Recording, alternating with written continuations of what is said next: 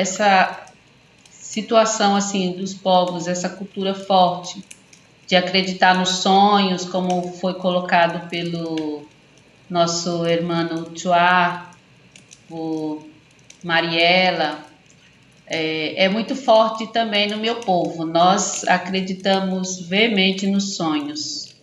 E quando alguém sonha com uma coisa assim muito forte, todo mundo corre para escutar, para ver o que pode fazer em relação àquele sonho ou não fazer, né?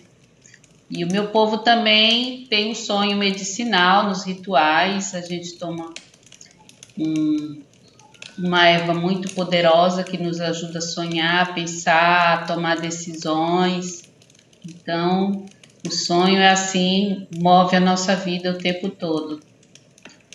E eu fiquei aqui pensando, né? Nós somos povos tão distintos e tão parecidos ao mesmo tempo, né? Moramos em outros lugares, né? Em outros países, mas a gente sempre tem alguma coisa muito em comum no nosso comportamento cultural, nos nossos valores, e eu acho que isso só nos fortalece, só nos faz acreditar firmemente o quanto somos um.